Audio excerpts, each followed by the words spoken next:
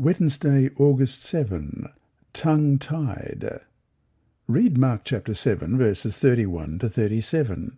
Who was brought to Jesus, and what did Jesus do for him? We read in verse 31 onwards in Mark chapter 7, Then Jesus left the vicinity of Tyre and went through Sidon, down to the Sea of Galilee, and into the region of the Decapolis. There some people brought to him a man who was deaf and could hardly talk, and they begged Jesus to place his hand on him. After he took him aside, away from the crowd, Jesus put his fingers into the man's ears. Then he spit and touched the man's tongue. He looked up to heaven and with a deep sigh said to him, Ephphatha, which means, be opened. At this the man's ears were opened, his tongue was loosened, and he began to speak plainly. Jesus commanded them not to tell anyone, but the more he did so, the more they kept talking about it. People were overwhelmed with amazement.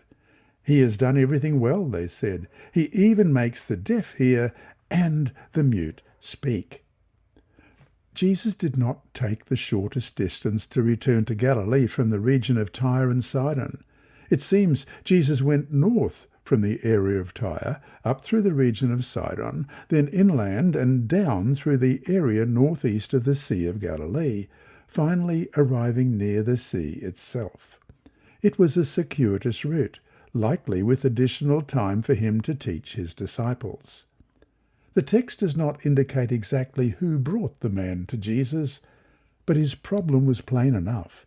He could not hear and had difficulty speaking. Loss of hearing isolates people from their surroundings, and a profound deafness can make it challenging to learn how to speak. This man's problem may have been long-standing. Jesus understands the man's predicament and takes him aside privately. The Lord's manner of healing the man is curious, particularly for modern readers. He puts his fingers in the man's ears, spits, touches his tongue, and sighs. Jesus touches the affected parts of the man that he will heal, but why the sigh?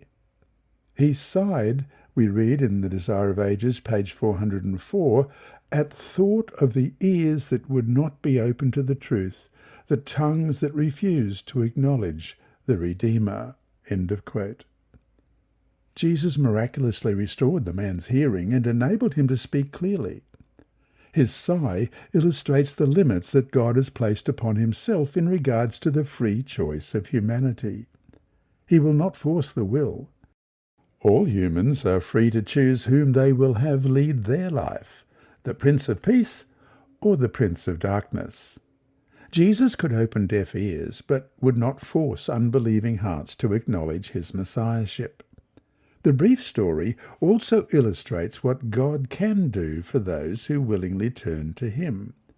Perhaps you have experienced reticence at sharing your faith, feeling tongue-tied regarding just what to say. This miracle offers encouragement that the Lord Jesus can open your ears to be sensitive to others' needs and share a ready word to lift them on their journey. And so to finish today, what do you do with the gifts you have been given regarding hearing and speaking? For they are gifts. How are you using them? This lesson was read by Dr. Percy Harrold for Christian Services for the Blind.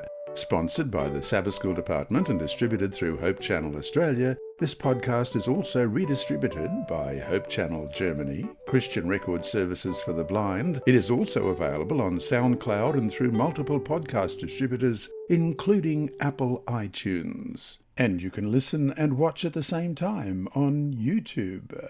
Remember, God is always faithful.